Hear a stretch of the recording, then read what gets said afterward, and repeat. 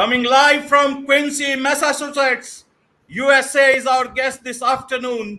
Welcome to this very special edition of the KJ Masterclass Live, the show which ensures that you profit from your time spent here with experts, either through their industry insights, information, or simply learning from them. And today we have Eric Mason, Chief Financial Officer for Quincy, Massachusetts. He's also an economist and he also a TEDx speaker. In his current role as Chief Financial Officer for Quincy, Massachusetts, he manages a $345 million budget and $1 billion debt portfolio. Welcome to the show, Eric. Thank you. I'm happy to be on. Thanks for having me on. Thank you. Thank you. You know, Eric, today is a very special day when we are talking. It's our Independence Day, 75th Independence Day in India. You know, Happy Independence Day. Yes, thank you. The world's largest democracy. And you are managing, you are the CFO of a city called Quincy, which is, which gave two presidents to the biggest democracy of the world. John Hancock, the largest signature on the Declaration of Independence, is from Quincy too. Right. So we love sovereign independence up here. Right. So the second president and the sixth president, father and son. Yeah. So that's why it makes a special day when we talk. And when we talk economics, we talk people. Yeah, absolutely. And that's what we will talk about. And that's what you focus on. Okay? So my first question itself is, Eric, you want to talk about everyday economics. You promote everyday economics. You want people to learn about economics, help them learn a bit about economics. Now, why do you want them to learn economics? I think economics does a great job of explaining everything. And I think one of the problems in economics, and I think it's something that, is probably a shortcoming of the field, is that we tend to make it an academic pursuit. We tend to make it somewhat elitist, and it's not. Economics is a field that anybody can understand. All it is trying to rationalize every decision. And when it comes down to it, that's going to make every part of an individual, from their financial to political and personal life, better if they understand how we think and how we trade goods and resources. And you know what? I'm one of those big believers. We're all better off if we're all better off. So somebody else understanding economics is great. That's going to help me out too. So one of the reasons I'm such a proponent of everyday economics is because maybe I'm a little selfish. It helps me out if you're better at it too, or if anybody else is better at it. Right. So from a common man's perspective, if you want to help them to understand economics, the reason also is that it impacts them every day. But not everybody knows how deeply it impacts them. Yeah. For some people, it may be buying gas. For some people, it may be buying groceries. For some people, it might be when paying taxes. Yeah. From you, who manages a city, the finance of a city, you tell us how it impacts, people day to day. That will be something, from the man himself who is dealing with people and not just with numbers. Oh, yeah, absolutely. I mean, numbers are great, but it's really how we can impact people's lives. And one of the things I've loved working in local government, and it's what my TEDx talk was on, is just how impactful local government decisions can be made. But, when it comes to, like you said, India, the world's largest democracy, what we have, economics gives us the ability to rationally view politics and rationally view policy. So, like, if somebody's up there telling you a policy, whether at the local, state, provincial, or even national level, by being able to understand what their policies are and how they're going to impact you, well, that study is economics. And by being able to adopt everyday economics, even as a, what some people might just call a John Q. Public, you can make better and more informed decisions. I mean, economics affects everything from, financial policy down to the 2-for-1 deal for a pizza down the street. And so being able to really, especially the microeconomics of it, of any field, can really help you accelerate you to make better decisions. And that's really what economics is, helping everybody make better decisions. Right, Eric. So you see, economics, do you see it's more about people, Yeah. or is it about, numbers, demand, supply, market? uh, where is the problem that, people are, uh, economics has shifted more towards market, Yeah. and it's all becoming, market oriented, and people don't get the real aspect of economics when it is was supposed to make their lives better. Yeah. You tell us, as much freely as you can, because I know you are a CFO of a big city, you know but try to look at it more from an economist point of view, and how, there can be some course correction. Yeah, absolutely. So, like, I'm a very Austrian. I have a very Austrian view on economics. And Friedrich Hayek, who's the founder of Austrian economics, he has this thing called "man on the spot," which is the person who is making the decision. No matter who you are, you're taking money out of your pocket and you're handing it to somebody else. You know more about the economy, your personal economy, than the best economist ever lived. You know more about your economy than every other economist in the world. And I have a lot of respect for that man on the spot, that person on the spot. And what do you call everybody in the economy, every person on the spot? If you total that together, it's the economy. So to understand how to make that person who is taking their money out of their pocket and handing it over for food, for fuel, for a car, for education, if we can make that person better, think like an economist, we're gonna get better outcomes. So what I always tell people, because they think, like, listen, I can do math, I can code, we're all classically trained in econometrics. So yeah, I can fire up a computer and give you some outlandish model that can tell you 5,000 different things that you'll never need to know. I don't want people to be put off by that. The most beneficial step is the first step. So understanding why you're taking your money out of your wallet or out of your purse or wherever and handing it to somebody else, that's exchange. That is economics in its purest sense. And to be able to understand and make better decisions in that standpoint, that really benefits us all. But it's just exactly what you said. It's the people. The money's worth the same. The car's worth the same. The marketplace is the same. It's the person that we need to understand. And it's the person that needs to understand themselves in that situation.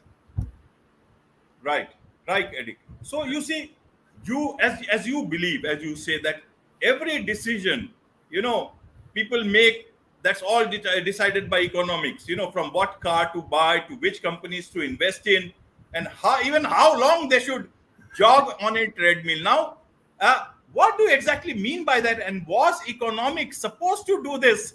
That they got to know about how long they are jogging on a treadmill, rather than making them a better treadmill, or a much more better sort of a society where there is less poverty. Yeah, yeah, absolutely. So we have this thing in economics called marginal return. And what marginal return is basically a fancy way to say how much, now that you're doing one more thing, how much are you getting back for it? And so we always say marginal return should equal zero. You should try and maximize everything you do, from the number of how much food you eat to how long you jog on a treadmill, or what have you. That you should only do things until you maximize their benefit.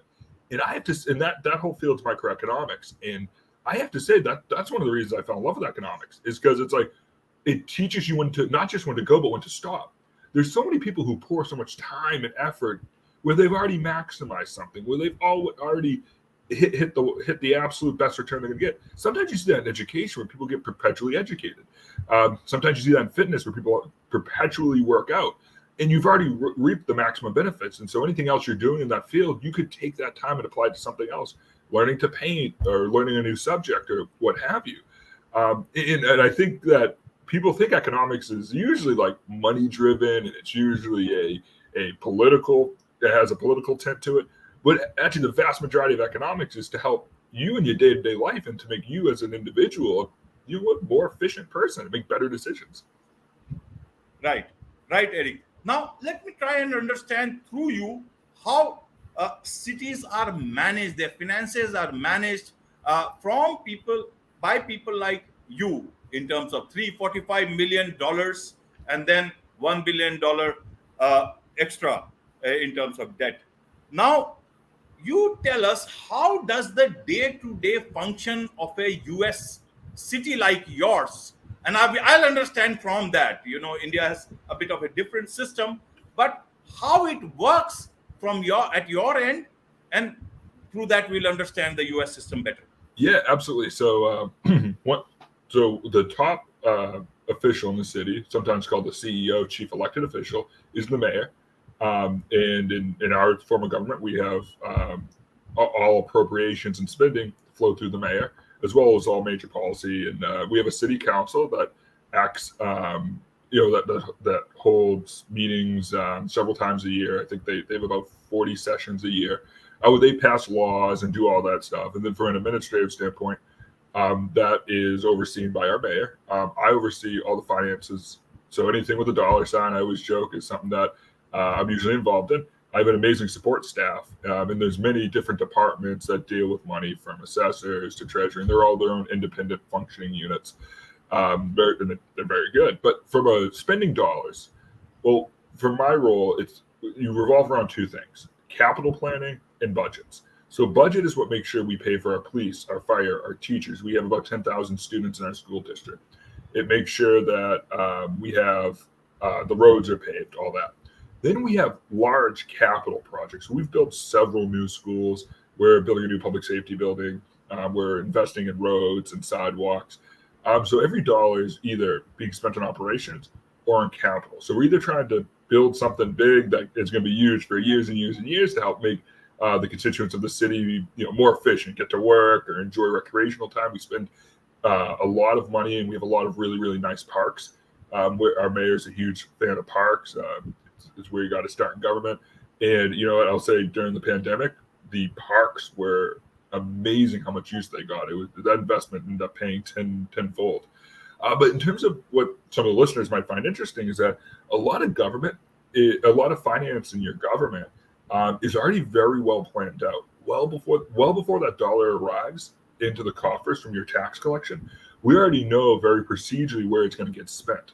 And local government, especially in the United States, is very heavily audited by state, federal, and actually independently at the local level. And I think that's good. I think when people are looking at their governmental dollars, I think that's a positive thing.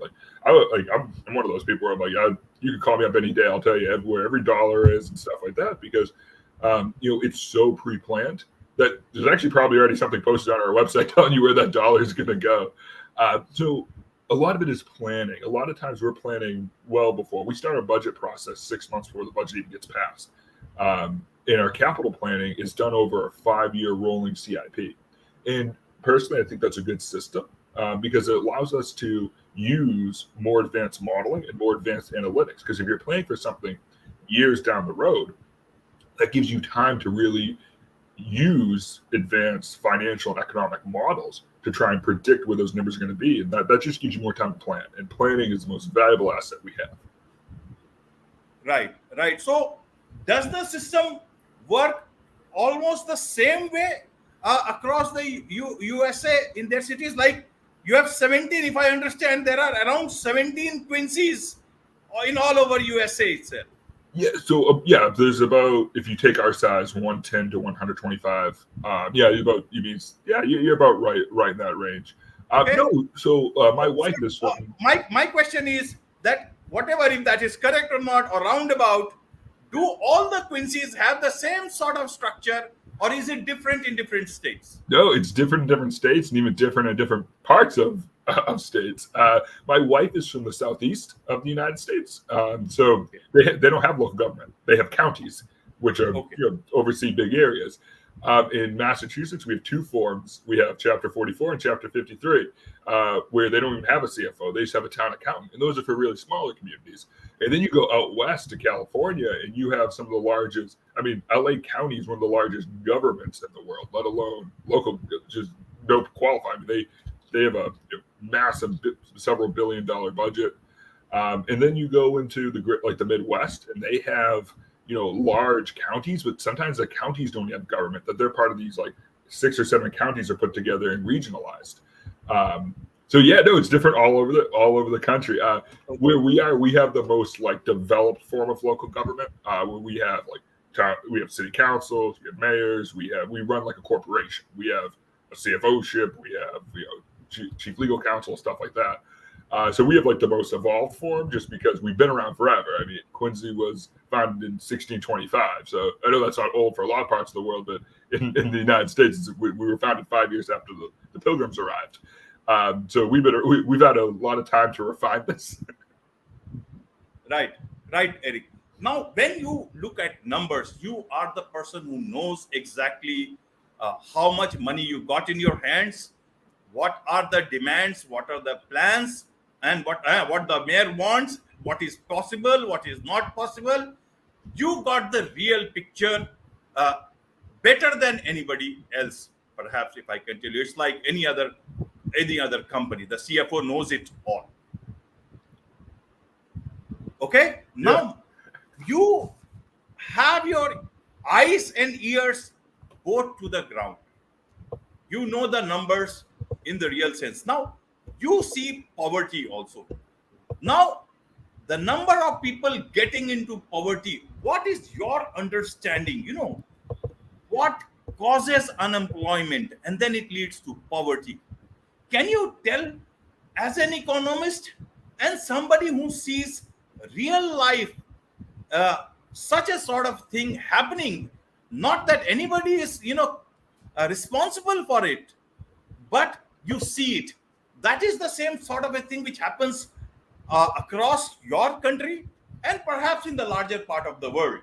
We'll leave the politics aside at the moment. Yeah. But in terms of numbers, what exactly do you think is the reason? Yeah, I see. And this is a question I get a lot on when I'm lucky enough to come on shows like this, and it's a complicated answer. But my personal viewpoint on it is, poverty is one of the most, I would say it is the saddest aspect of inefficiency.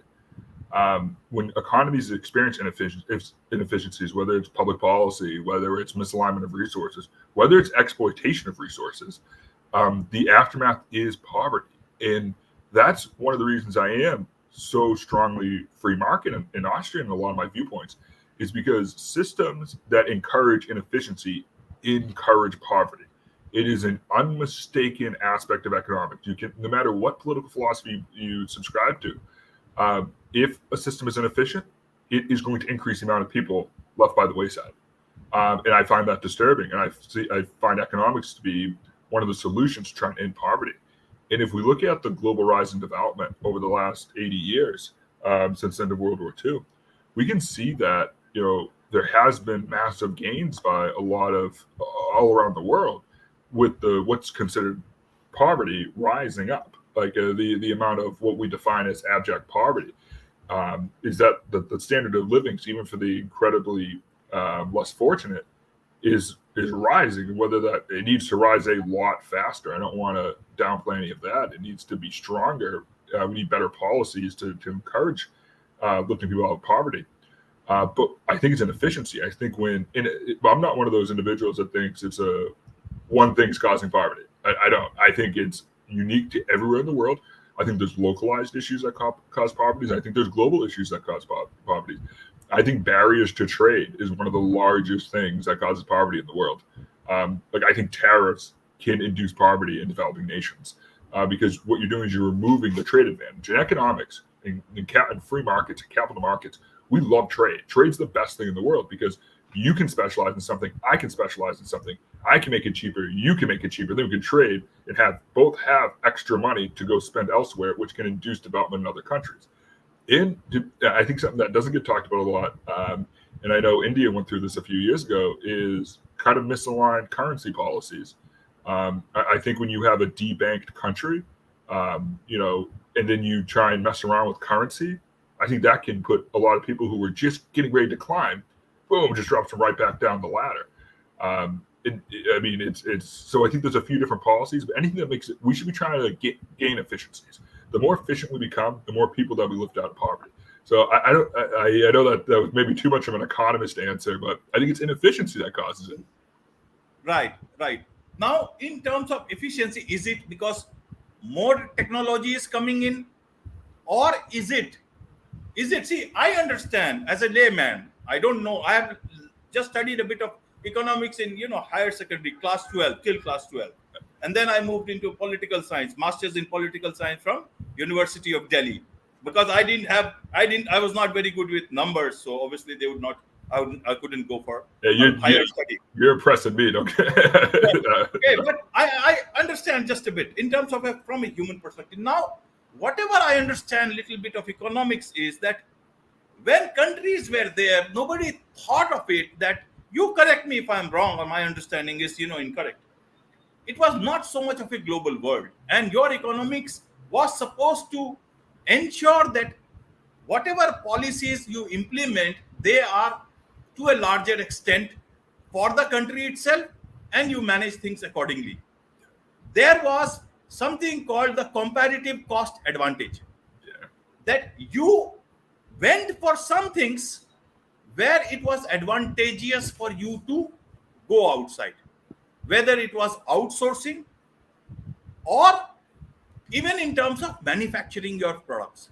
But if a country like US, and here I'm not talking about geopolitical, geopolitics and all, but if a country like US, or to a great extent even India, started getting dependent on China, or to a great extent other parts of the world, you know, now where these countries supposed to have their economies or the people to fulfill the demands of the rising number of manufacturing industries in a particular country, it's like feeding a I'm talking in a positive, feeding a monster, all those factories.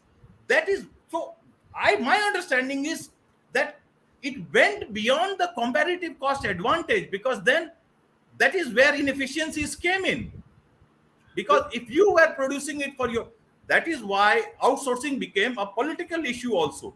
How do you look at it purely from a humanitarian angle, purely from a people's perspective? Because do you really think that poverty is necessary for capitalism, and there should be only talk about maximization of profit? Yeah, I mean, first of all, I think why I am such a fan of capitalism and free markets is because poverty doesn't need to exist. You can make a system more and more efficient. That's what capitalism allows for, where other economic systems don't. You need to climb on top of somebody else to climb up in a system that isn't actively trying to become more productive. Bring the thing, you kind of hit it right on the head. Actually, not kind of, you did hit it right on the head.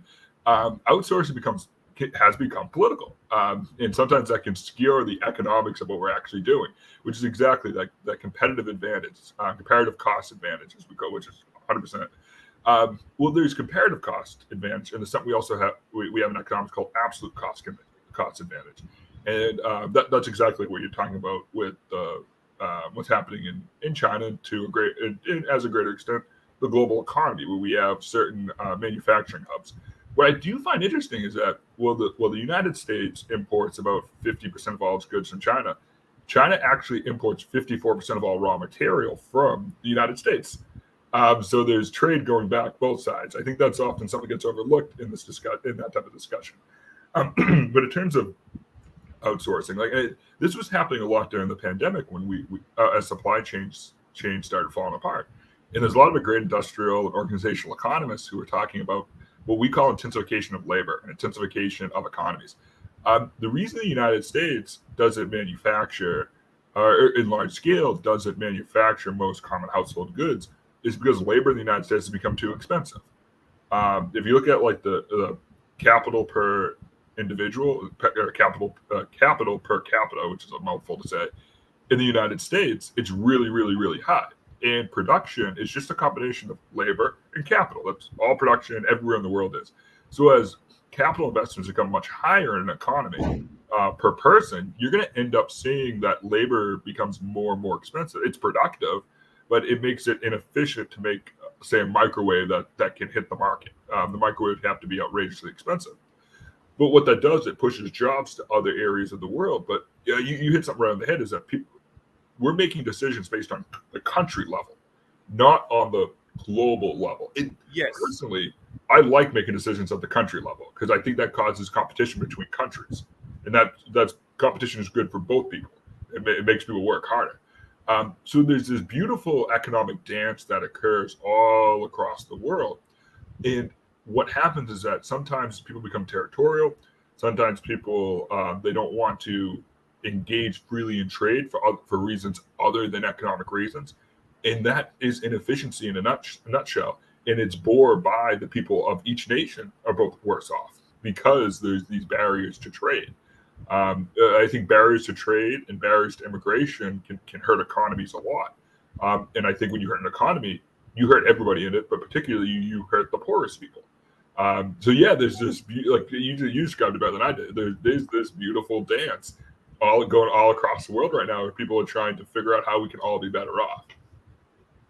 Yeah, because see, for example, you make your budget, your finances according to the needs of your city. Yeah, yeah, Now, if it has to suddenly or even together, it has to take care of other places, uh, then your whole economics go haywire. How do you plan according to that? You can't. It will be very difficult for you to plan and manage it, because all numbers will be it all be dubious. Then it will not work for you.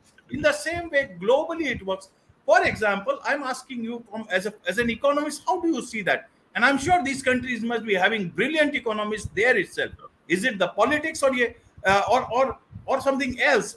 Uh, Countries like Pakistan, countries like Sri Lanka, yeah, even there is a scare in Bangladesh that it may also face the same problems. Just didn't the economists they see it long coming, or was it that they just waited that COVID will come and things will just come in the open? yeah. Why it has happened suddenly? What do you see the trend in terms of uh, globally? You see countries are not able to comprehend what lies for them in future. How do you see it as an economist of large a large city? Yeah. Yours is seventh largest, I guess, in Massachusetts. Yeah.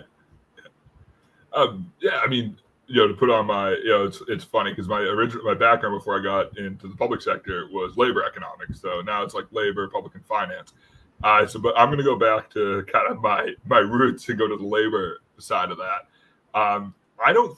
There are more brilliant economists than I in Pakistan, in Bangladesh, and Sri Lanka, in any country. I'm probably the smartest economist just in this room. And that's it. That's a high. This empty room besides me in it. But what I think it is, it's people. I think it's the brain drain. I think a lot of these countries that you listed off, I think some of their smartest individuals leave. I think there's a lot. I think a lot of them immigrate to India. I think a lot of them immigrate to the United States, to Japan, to South Korea, even Australia. Australia had a population increased like 20% since 2010. A lot of those like through immigration. I think that's what's happening, is that they're not seeing the prosperities of staying in their home countries. So the smartest people who drive your economic growth, who are the people who innovate, create new businesses, who are become your doctors and become your engineers, they're leaving. They're leaving for better opportunities. And part of that, it's kind of a self-fulfilling prophecy, because the more capital in an economy is, the more that labor is valued. The more that labor is valued, the more they can produce, which means people will invest more capital in there. So what these other nations have to do is they need to derive a trade advantage. They can do that through having having no or low tariffs, and from weakening their currency. Weak currencies are good for trade. So these countries may be thinking my only solution is to really devalue my currency and try and get a trade advantage, but that can lead to a myriad of other issues like hyperinflation, lack of ability to immigrate, lack of ability for internal tourism, internal movement. And when you talk about devaluing currency for trade, you're really moving the economic system towards commodity producers. You're not. It really dissuades people from doing more advanced styles of, like what we call intensified economic activity, which would be like lawyers and engineers. So I think it's kind of a spiral where once you lose the good people in your nation, you end up losing your future. That's right. I'm a big believer, and that's what happens. Okay, Eric. Now talking of countries, now a lot of globally there is this uh, whole concept of talks about governments holding power within themselves. I'm talking about cryptocurrencies, cryptos. Because almost everywhere that I've talked, I've had a couple of discussions, I've heard a couple of people talking.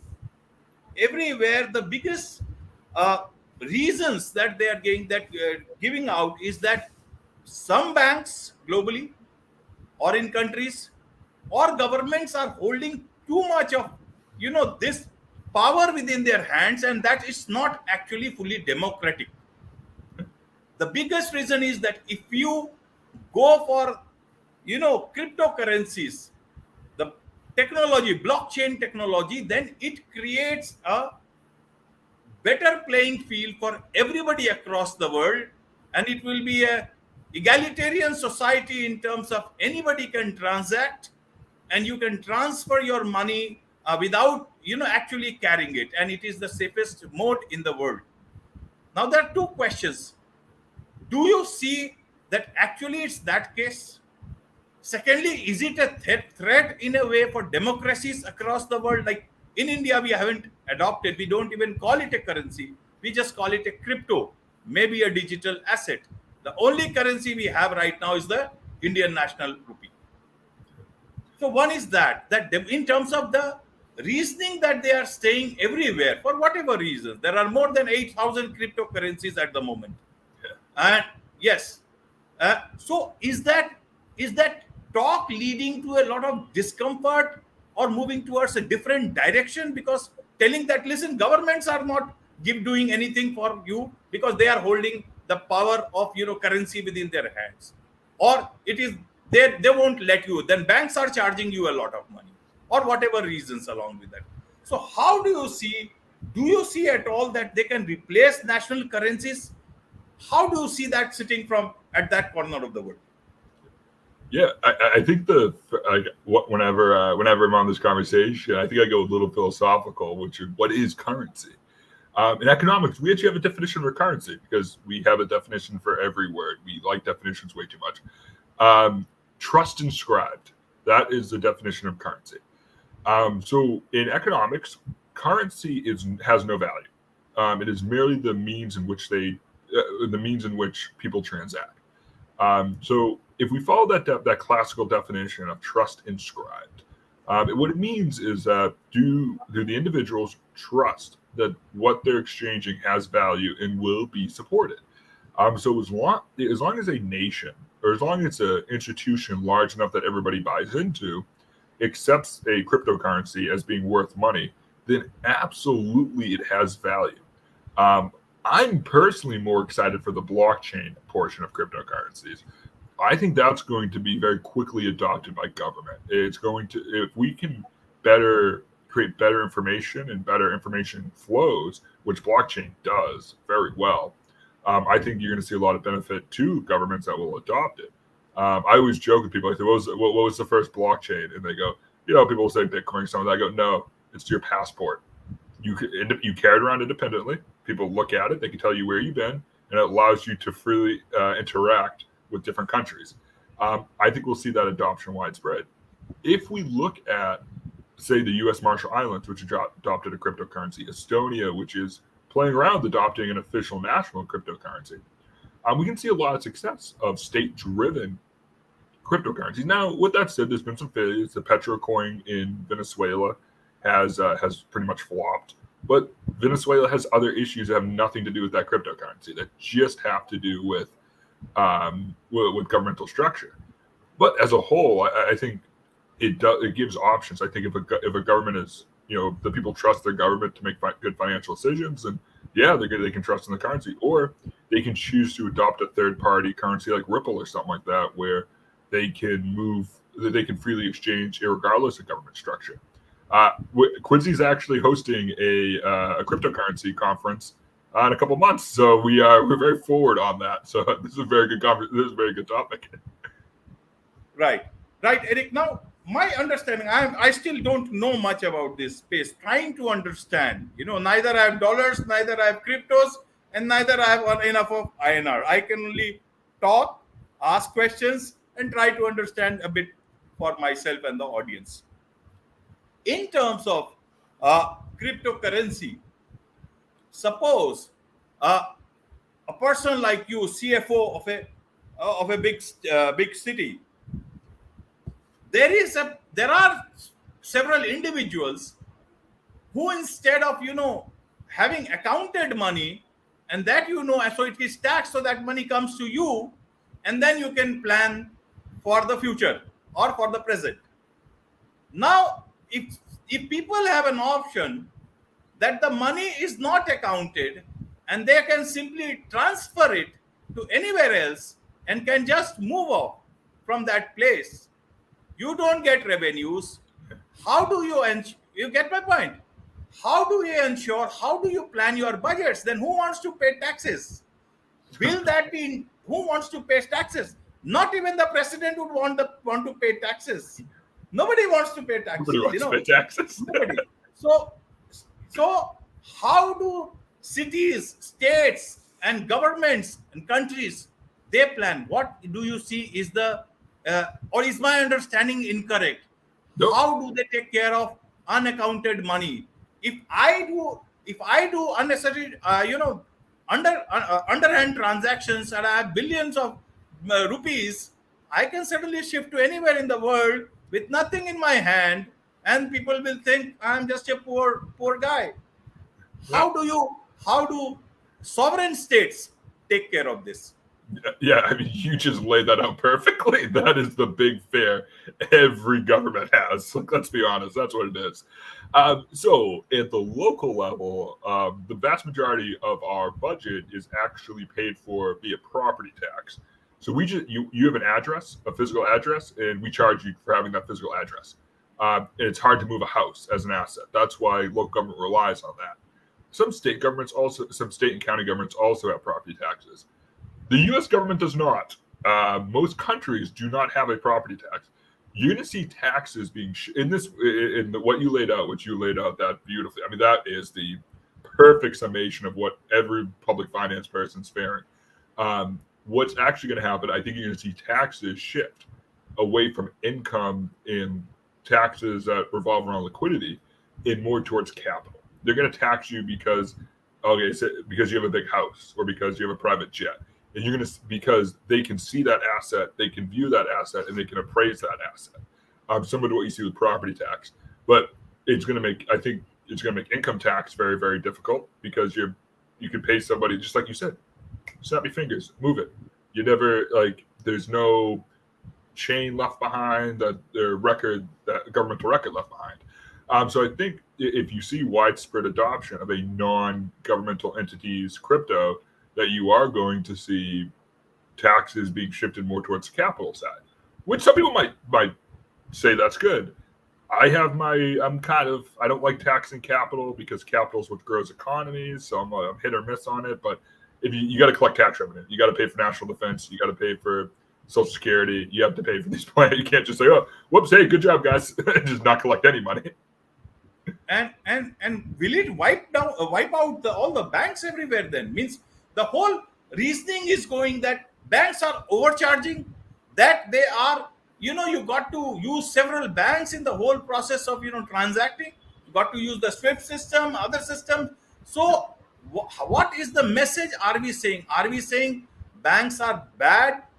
Is it we are trying to replace them, or is it like we are coming down with an extra system that is going to be helpful to everybody? So as an individual, I really don't get the messaging, what exactly is going to happen in the coming days or years. So I think it's an extra system that helps.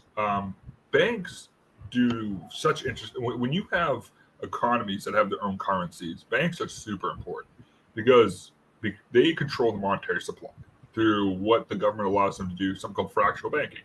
So if the United States government wants to add $1,000 to the economy, it doesn't add $1,000. It could just simply change the fractional banking ratio to 0.1, and suddenly, if a bank has $100, it now has $1,000 it can lend out.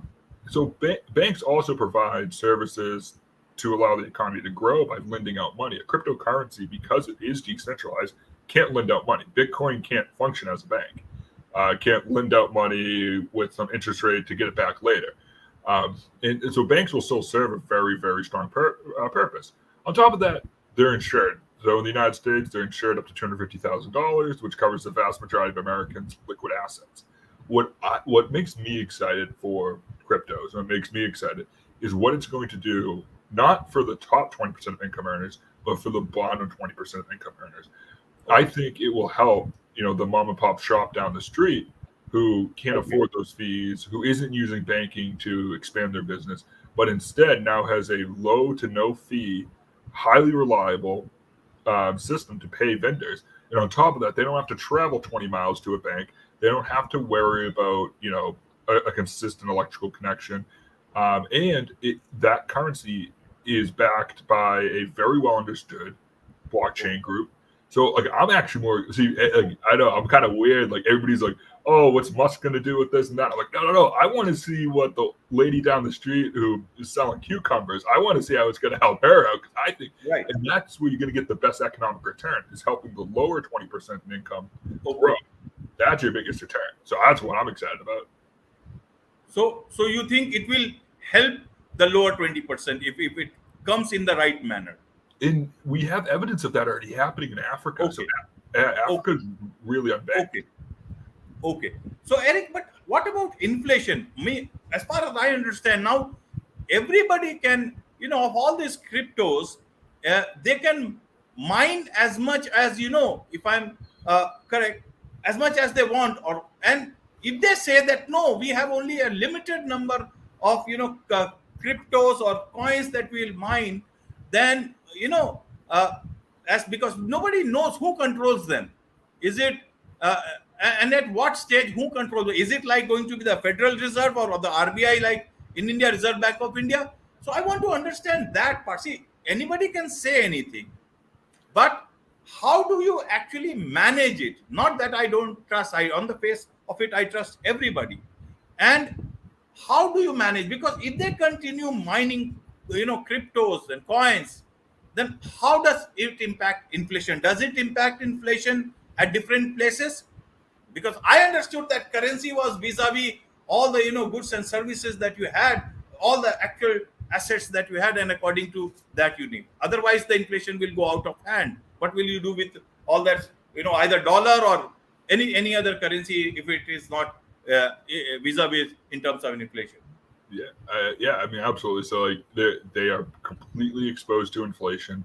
There is nothing special about a cryptocurrency that stops it from inflation. They are fiat currencies.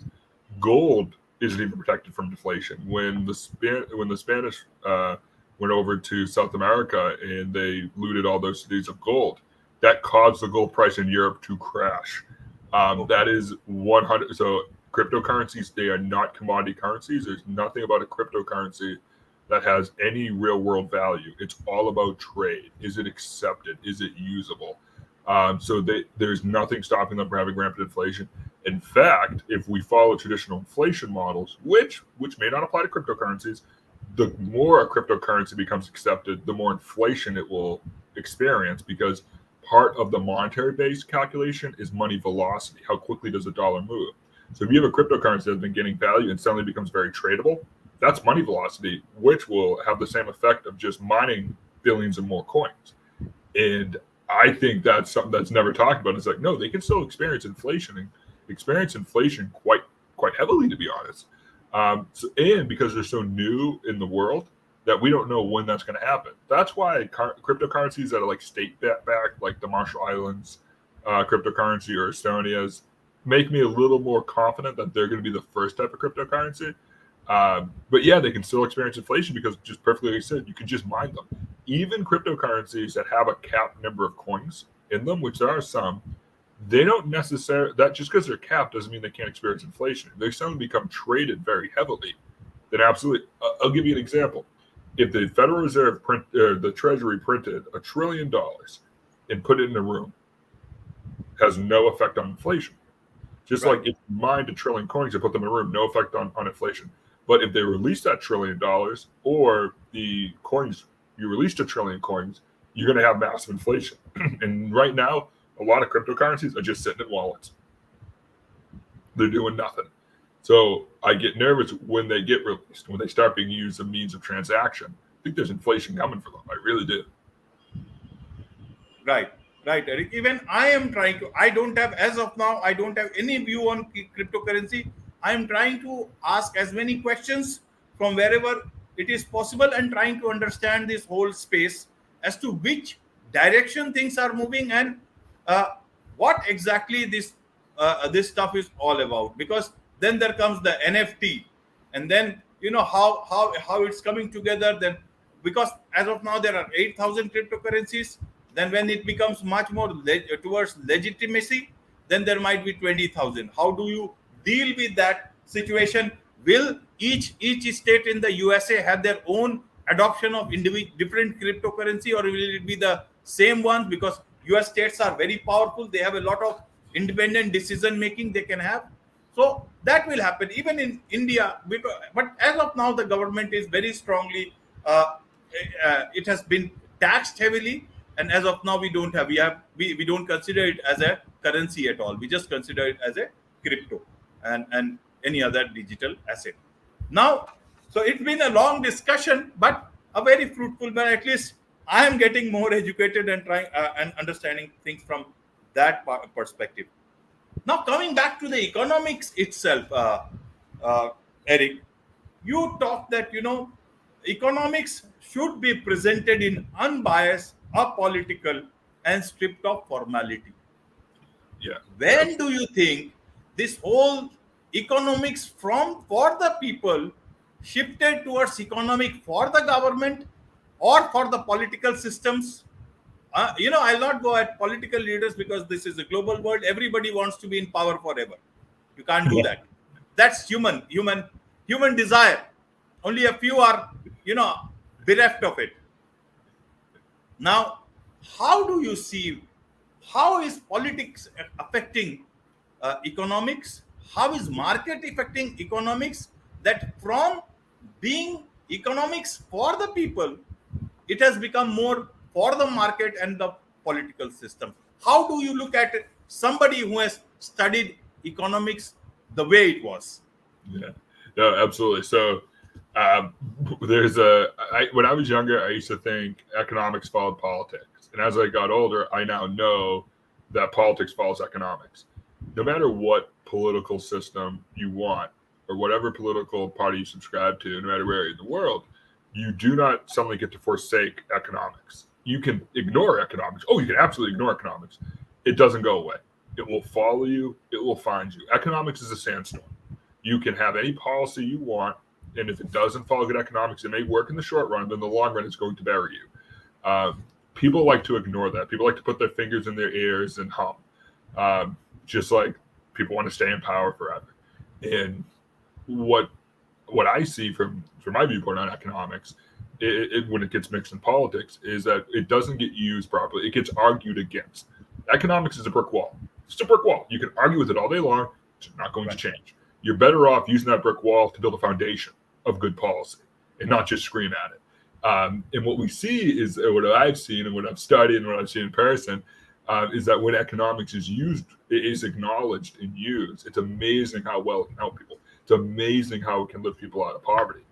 And what I think happens a lot of times is that the answers aren't fun. The answers, if you follow the economic rationale, the answers can sometimes feel counterintuitive. It is counterintuitive that increasing minimum wage decreases weekly income. That's a fully established, observed fact. And people don't like that because they want an easy solution. Economics does not provide easy solutions. It provides usable solutions, but a lot of times they're not easy. And I think if we break down economics for everyday economics, and so the average person can feel that this is a field that they know because they can, everybody can learn economics, then we can really start helping these policies. And these policies can become more palatable because the average person can understand them. Because trust me, everybody can understand economics. It's not an elitist field. It is everybody has the ability to understand it. They just need to give it a chance. Right, right. Now, Eric, my last question to you, to understand from you, is that you say that economics, if it does not have all the answers, it may not know some things, but it's very good at making guesses. At least it will give you something from there. Now, can you help me as understand about that is what does firstly does economics does not know, and secondly, if it does not know, how does it help in making guesses? Yeah. So economics, we have it's kind of funny to think about it. Like, we don't know everything, but we're pretty good at knowing what we don't know. So there's stuff in economics. We have theories on like something called a Giffen good, which is something the more expensive it gets, people demand more of it, which makes no sense. But every once a year, there's a card game company here in the United States that just as a joke starts selling the product for higher and higher prices, and people buy it. So economics, one of the pillars of economics is people behave irrationally given the information they know. So we study asymmetries in knowledge a lot. And it is weird. You can have two people talk the same exact thing and they can take two different views on it. And that comes down to people are just weird. I'm a weird guy. Everybody's weird. We're all unique. And that's kind of the beauty of economics. So there's a lot of stuff we don't know because we don't fully understand why people make decisions. If you could fully understand why everybody makes every decision they make, we would be able to solve every problem. But we're not. I mean, we're never going to. We're getting close to it. Now, how is it good at making guesses? Well, we've avoided this topic probably the entire time is that economics loves math. Economics loves advanced analytics. So what we can do is that economics takes the qualitative nature of people and combines with the quantitative nature of science, and we can combine those together and perform different models and different analytical processes that can help us get really good guesses. And then we can even measure those guesses and see how accurate they are to themselves. And as time goes on and on and on and on and on, we can refine those decisions. People forget that macroeconomics isn't even 100 years old. It was founded in 1927. In microeconomics, if you consider utilitarianism a form of it, is less than 200 years old. So we're a young field. We're not physics. We're not calculus. Is twice as old as microeconomics. So we're getting there. And I think we're making some good strides as an early field. Right, right. Now, Eric, in terms of, you see, a lot of people say that, don't listen to economists. They have been proven wrong again and again. Even a lot of people who relate themselves to the markets, or in terms of, startups, or people who are trying to create unicorns from day one. Now, sometimes that the numbers they are putting forward are wrong. They are just building something, in thin air. And economists keep on telling the facts, but nobody sees it. They only look at the voices. How do you see things as an economist? And then, it's like there is a bust. Yeah. So economists are often wrong. Economics is really wrong. So it's our job as economists to translate these things, and a lot of times we translate them poorly. I would say a lot of times economists, we may have a good idea what's going to happen based on history, but we have a hard time discerning if something's a short run event or a long run event. You have a hard time telling if inflation's going to last. We could tell you inflation won't be like this in 3 years, but I can't tell you inflation's going to be like this in 3 months. And that kind of puts people off. So people like very, very, especially because it's a science, people, they want a very, line in the sand to when something's going to happen. And economics isn't built that way. We're building confidence intervals. We're pretty sure something's going to happen sometime, which can feel very, very counterintuitive and very anti-science, but it's just how our field's built. In the long run, we're very, very good at predicting when things are going to happen. There is no economist who didn't think inflation was going to hit us like this. Every economist a minute in the United States, we were spending $2-3 trillion over budget. We knew this was going to happen, but we couldn't have told you it was going to happen in May of 2022. We just knew it was going to happen eventually. So a lot of the ways, like when I talk, because I hear that a lot. People say like, oh, I was told one time economists need to go to common sense school, which is funny because the nickname of economics is common sense in a language we don't understand. To what I say about that is, we don't get discouraged. We keep making that step forward. Sometimes you're walking in sand, sometimes you're walking on asphalt. And that's the beauty of the field, is that even when we fail, we go back and look at our models and say, oh, this failed. How can I fix this? So next time I get it right. And then next time I get it right after that. So one of the ways we stay on track is by really not being discouraged. Let's keep adding to the field. Economics is one of those fields that's just going to keep growing, and good for it. Right, Eric. Right. I think I've asked a lot of questions. You have answered them very, very nicely, and I've come out, I come out as a better learned man in terms of whatever, I knew earlier on. And all thanks to you of different questions on economy, economist, cryptocurrency, on Quincy, on everything else.